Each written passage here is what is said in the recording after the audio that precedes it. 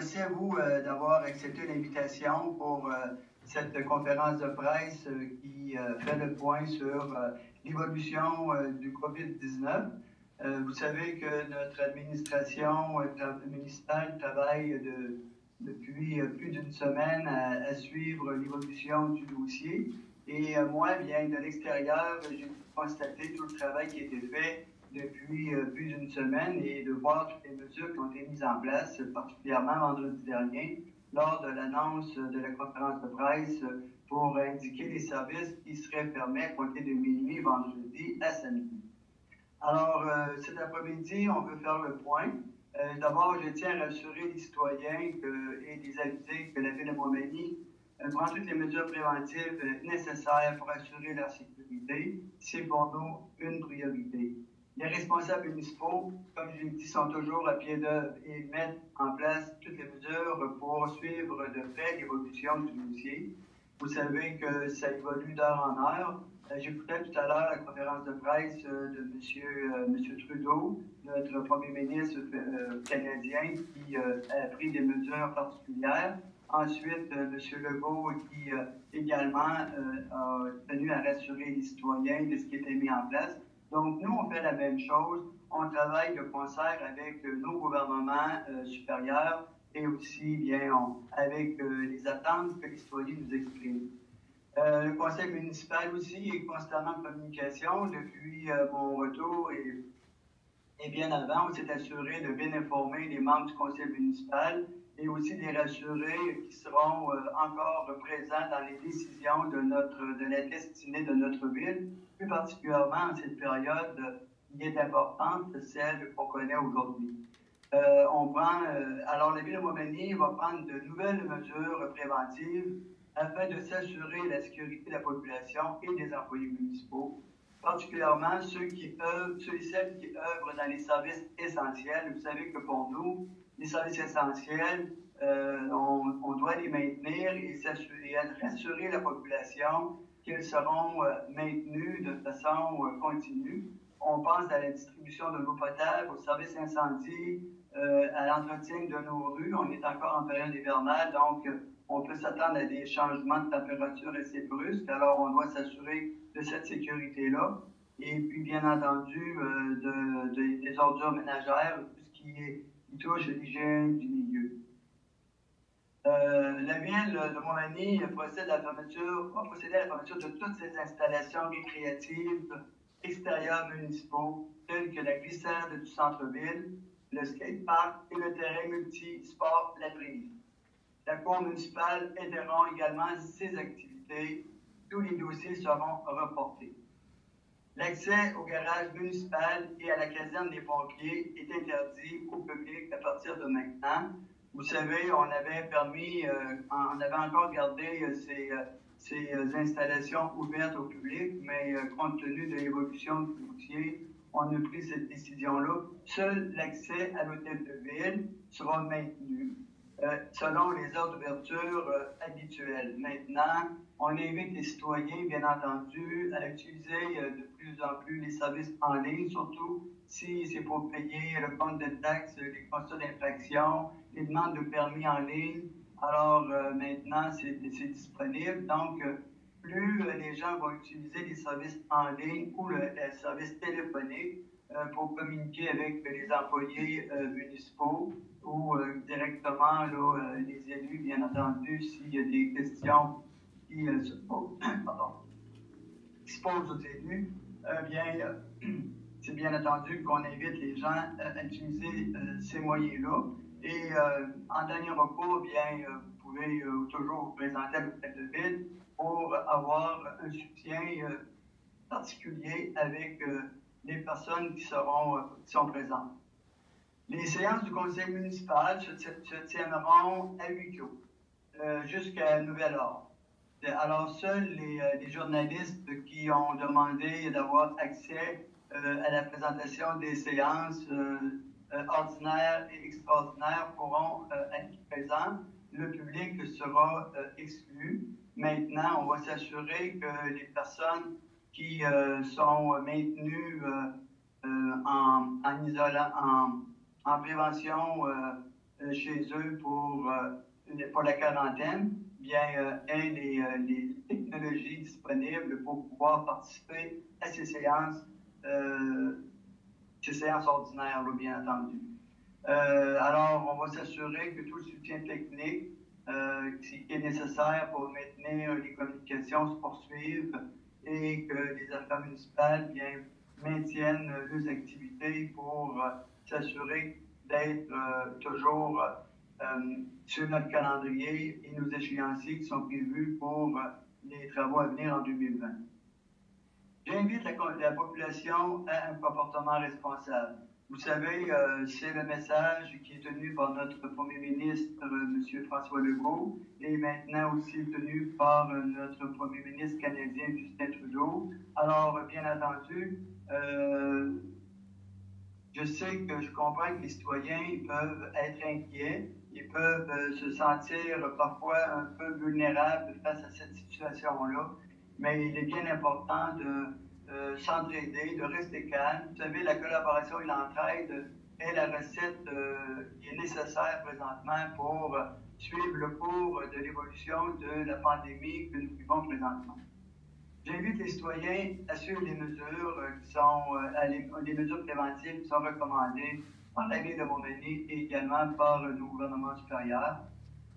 Et j'invite également les citoyens à adopter un comportement responsable à l'égard des personnes plus âgées.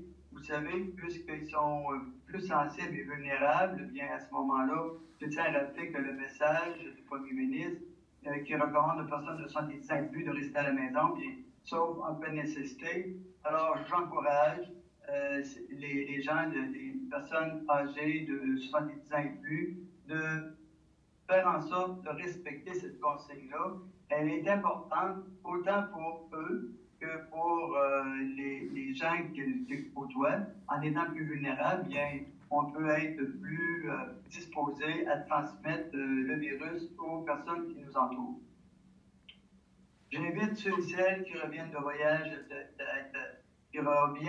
à l'étranger de respecter un isolement de 14 jours. Alors, c'est la mesure que moi j'ai prise samedi soir dernier en revenant de mon voyage. Et bien entendu, c'est la mesure que je demanderai à M. Bernard Boulay à son retour de voyage dans quelques jours d'assurer pour faire en sorte qu'on respecte la consigne qui nous est demandée par notre gouvernement.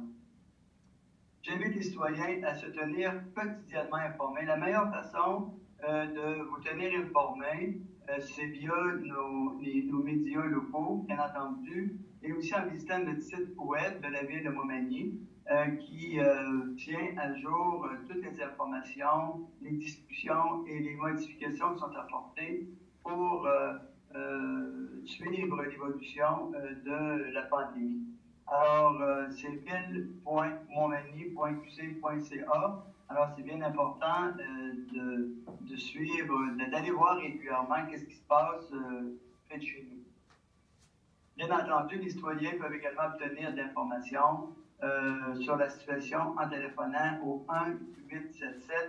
1-877-644-4545. La ligne d'information, c'est la ligne d'information téléphonique du gouvernement du Québec. Vous voyez qu'on est en mesure de pouvoir tenir nos conférences de presse, on sera en mesure de tenir nos réunions de cette façon-là, d'être aussi près qu'on le peut. Vous savez, on n'est jamais plus loin que, dans le passé, on disait qu'on n'était jamais plus loin que la ligne téléphonique. Maintenant, on n'est plus jamais plus loin que toutes les ressources techniques et informatiques qu'on possède. Donc, vous voyez, moi, je vois très bien. Je suis certain que vous me voyez très bien également et on aura la chance de pouvoir communiquer pendant cette période qui est cruciale pour la sécurité de nos citoyens. Alors, je vous remercie pour votre attention et je vais inviter Isabelle à faire le suivi du maintien de cette conférence de presse. Parfait, merci beaucoup, M. le maire. Oui. Félix Michaud, d'abord, je n'ai pas pris le temps de me présenter tantôt quand même. Là, je sais que les gens me connaissent, mais Isabelle Normand, coordonnatrice communication Montmagny, dans un premier temps. Deuxièmement, Félix Michaud, nos conférenciers d'aujourd'hui, M. le maire, évidemment. Félix Michaud, directeur général de la Ville, coordonnateur des mesures d'urgence, et Pierre Boucher, qui est directeur du service incendie et de la sécurité publique. Félix, est-ce que tu as quelque chose à ajouter à la suite du message de M. le maire? Je te laisse la parole. Oui, mais merci, M. le maire. Quelques compléments d'information, puis pour informer la population sur la tenue des points de presse. On a déjà vu une certaine habitude du gouvernement du Québec à tenir quotidiennement des points de presse à heures régulières. Maintenant, on a vu aujourd'hui qu'avec le gouvernement fédéral qui s'est inséré autour de 13 heures, bon, tout ça a modulé aussi au niveau du gouvernement provincial. Nous, de notre côté, lorsqu'on tiendra des points de presse, ce sera autour davantage de 15h30 pour s'adapter avec les mesures fraîches qu'on nous annonce des 2 paliers de gouvernement au début de l'après-midi. Nous, quotidiennement, mon coordonnateur adjoint aux mesures d'urgence, Pierre Boucher, également directeur au niveau de la sécurité civile, et moi-même se rencontrons le matin pour faire le bilan des derniers 24 heures. Et on a un comité de coordination qui écoute d'abord les nouvelles mesures des paliers de gouvernement fédéraux, fédéral et provincial, pour ensuite qu'on tienne un comité interne de coordination pour faire le bilan des dernières 24 heures et déterminer, selon l'évolution, dans quelle direction on doit prendre pour émettre une nouvelle directive à l'interne aux employés et se préparer à un point de presse si ce jour-là, un point de presse a été convoqué aux journalistes. Donc, on ne veut pas nécessairement mobiliser les journalistes quotidiennement comme le font les gouvernements provinciaux et fédéraux, mais lorsqu'on aura de la substance, on va vous convoquer au moins 24 heures à l'avance, autour de 15h30 dans les jours qui suivront. Donc, un peu, c'est la méthode qu'on s'est établie là, pour vraiment pouvoir avoir des interventions toujours structurées, puis éviter l'improvisation, puis aussi respecter aussi vos horaires, les médias, là, qui certainement vous êtes très sollicités également dans ces temps-ci. Monsieur le maire a parlé d'une séance du conseil à huis clos. L'élément que je peux apporter en complément d'information, c'est que des médias ont été autorisés à pouvoir filmer des extraits ou en totalité, ont été autorisés ou le seront prochainement. La prochaine séance à huis clos étant lundi soir de la semaine prochaine, le 23 mars. Donc, ça se passe sans public, mais les autorisations aux médias sont maintenues, de sorte qu'on pourra vérifier avec eux la possibilité d'offrir, par exemple, une séance du conseil municipal en direct. Les séances de cour municipale, M. le maire mentionnait aussi, il y a eu un décret gouvernemental hier qui permettait tout comme aussi pour les séances à huis clos, ça découle d'un décret gouvernemental qui le permet. Donc, les séances de cour municipale seront reportées. C'est une instance judiciaire comme on en retrouve au palais de justice, mais qu'on tient dans nos espaces ici à l'Hôtel de Ville au niveau pénal cour municipale. Ces dossiers-là seront reportés. L'élément en complément d'information aux affirmations de M. le maire, c'est que les défendeurs n'auront pas à se présenter. Automatiquement, leurs dossiers seront reportés. Pour les plateaux récréatifs extérieurs, comme le maire le mentionnait, au-delà de ceux des plateaux intérieurs qu'on a fermés depuis vendredi minuit, effectivement, c'est les plateaux récréatifs extérieurs, là où on retrouve des infrastructures. Par exemple, la glissade du centre-ville, la patinoire, bon, mais c'est 2 installations qui viennent tout juste de fermer. On parle du centre, du terrain multisport La Prise, ou du skatepark. On s'entend que là, on est en 2 saisons. Ces infrastructures-là ne sont toujours pas accessibles, mais tant et aussi longtemps que les mesures ne seront pas levées et que ces plateaux-là vont devenir accessibles parce que le climat va le permettre, ce sera des installations qui seront fermées au public. Puis on suivra l'évolution de la situation pour l'annonce de réouverture si la situation le permet. Au niveau de la fermeture au public des bâtiments municipaux, c'est un ajustement aussi depuis l'annonce de vendredi. Monsieur le maire indiquait que le seul bâtiment qui demeure accessible au public, c'est l'Hôtel de Ville, mais l'accès à l'Hôtel de Ville pour les citoyens doit être la dernière alternative. On invite tous les citoyens à d'abord contacter au 248-3361 pour bénéficier des services de l'administration municipale. Autrement, il y a les services bancaires en ligne. Il y a aussi le site web en ligne de la Ville de Montmagny qui permet toutes sortes de services en ligne. Et le nouveau-né des services en ligne, c'est les permis de construction en ligne. On sait que la période estivale s'en vient. Certains vont vouloir venir rencontrer nos inspecteurs pour des permis de construction. Il y a un nouveau logiciel sur le site web de la Ville qui permet un traitement en ligne des demandes de permis de construction. Et bon, vous avez toujours les constats d'infraction qui peuvent être payés en ligne et les comptes de taxes municipaux. Un élément aussi qu'on peut vous aborder, c'est un nouveau service offert par la Société de développement économique de Montmagny, avec la nouvelle annonce du gouvernement du Québec hier de limiter et une consigne de fermer autant que possible les commerces jugés non essentiels et diminuer la capacité à 50% des restaurants. Toute mesure spéciale qui pourrait être entreprise par les commerçants locaux de Montmagny. On invite à avoir un point de chute, un guichet unique où les commerçants pourraient, sur le site web de la Société de développement économique de Montmagny, énumérer leurs mesures spéciales qu'ils ont adoptées pour rencontrer cette mesure-là du gouvernement. Par exemple, des heures d'ouverture adaptées. Là-dessus, on demande aux commerçants de contacter puis d'émettre leurs mesures spéciales sur la boîte de courriel de la Société de développement économique au sdema@ville.montmagny.qc.ca sdema@ville.montmagny.qc.ca et la population pourra prendre connaissance de toutes ces mesures spéciales-là des différents commerçants qui auront bénéficié de ce guichet unique-là à même la page Facebook de la Société de développement économique ou sur la page web de la Société de développement économique. Dernier élément, je vais laisser Pierre nous entretenir sur un nouveau logiciel, un autre nouveau-né qui tombe à point sur un système d'alerte et de notification de la population où la population sera invitée en grand nombre à s'abonner. Plus on a une base de données qui est volumineuse, plus le logiciel aura toute sa raison. Donc, je laisse mon collègue Pierre Boucher vous entretenir sur ce système-là. Donc, bonjour. Effectivement, comme M. Michaud vient de dire, la Ville de Montmagny a travaillé à mettre en place un système d'alerte et de notification de masse, c'est son nom, via la firme CITAM, qui est rattachée à la centrale COCA, qui est notre centrale 911.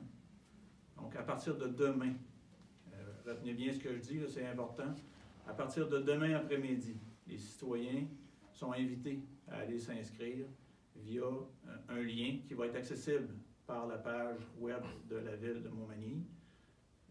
Donc, un bouton de notification, là, un bouton veut dire qu'il amène au système de notification, facilement accessible, où ils pourront s'inscrire, bien entendu, ça prend leur nom et leurs coordonnées, là, mais ils vont pouvoir s'inscrire à un ensemble de notifications et d'alertes. Tout ce qui est sécurité publique, comme l'évacuation, le confinement ou les avis d'ébullition, autres, nécessairement, en s'inscrivant, vous les recevez, ce n'est pas un choix. Mais pour un ensemble d'autres mesures, comme la fermeture de route ou les entraves à la circulation, les avis sur les activités dans la ville, la municipalité, que ce soit loisirs ou de l'information sur la municipalité, les citoyens peuvent choisir ce à quoi ils veulent être informés et de la façon dont ils le veulent. Ça peut être vocal, sur une ligne à la maison, ça peut être vocal par le cellulaire, SMS ou courriel. Donc, les citoyens le choisissent comme ils veulent. Ce système-là va nous permettre par la suite d'envoyer soit des alertes, des avis ou de l'information à la population en fonction des besoins. Je donne un exemple. Si on a pour une rue X un avis d'ébullition à émettre, ce système-là va nous permettre de rejoindre les citoyens de cette rue-là spécifiquement et va nous permettre aussi de savoir si les citoyens ont reçu l'avis et s'ils ont répondu, ils ont confirmé qu'ils ont reçu l'avis. C'est un système qui doit être mis en place dans le cadre de mesures d'urgence en sécurité civile. On devait le faire dans le courant de l'année. On a devancé de 1 mois la mise en application de ce système-là pour profiter de la situation où les gens ont besoin d'informations puis aussi nous permettre là, de commencer à l'utiliser. Donc, je vous invite d'aller, à partir de demain après-midi, les médias sociaux, les citoyens, ce que je veux dire, vous autres? Les médias, excusez-moi.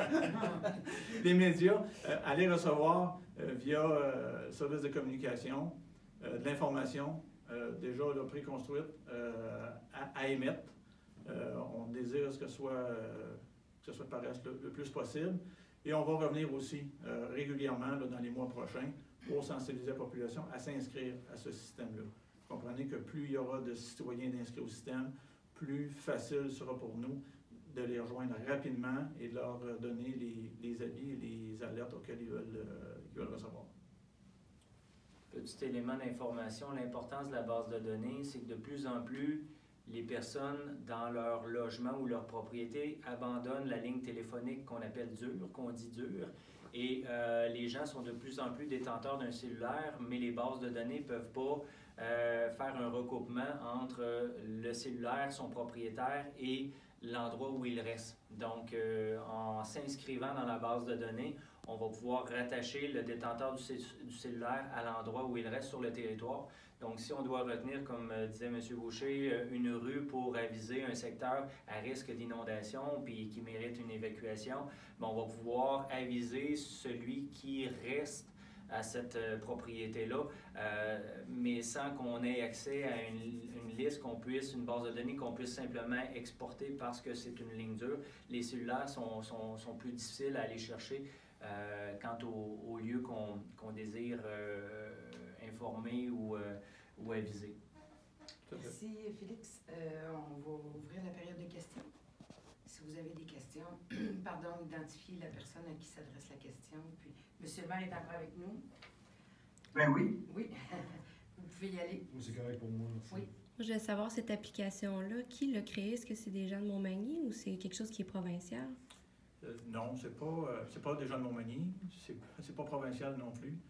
C'est notre centrale de répartition d'urgence 911, OK. Qui est COCA, située à Saint-Georges-de-Beauce, ont créé un département qu'ils ont nommé CITAM, C-I-T-A-M,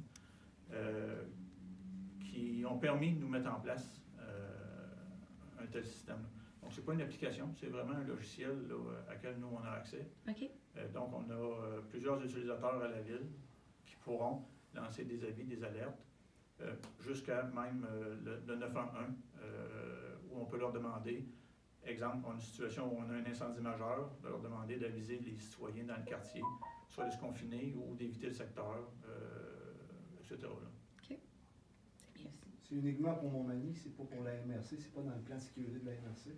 Ce système-là a été acquis par Montmagny, Cap-Saint-Ignace et l'île-aux. OK. Ensemble. Le déploiement pour Cap-Saint-Ignace et l'île-aux va être un peu plus tard. Ils sont à préparer de leur côté ce qu'il faut pour pouvoir débuter, mais ça devrait être incessamment. Pour ce qui est des autres municipalités dans la MRC, je sais que d'autres municipalités ont aussi adhéré à ce système-là. Par contre, je ne sais pas lesquels. Jean Carbonneau, CMA TV.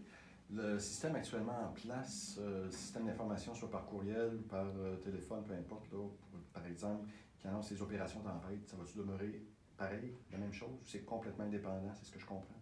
Non. Si tu me permets, Félix, ça remplace le système actuel. Okay. D'accord? Donc, les gens qui sont inscrits présentement, je comprends que vous pouvez l'être, M. Carbonneau, au message SMS pour recevoir des avis, vont devoir se réinscrire. On a tenté de garder cette base de données-là, mais étant donné que la base de données, M. Carbonneau, vous êtes inscrit avec votre numéro, mais on ne sait pas c'est qui. On ne sait pas que c'est M. Carbonneau et à quelle adresse. Donc, on recommence. Ces gens-là vont recevoir, via ce que vous avez présentement, un message leur disant d'aller se réinscrire au site de système qui est plus complet.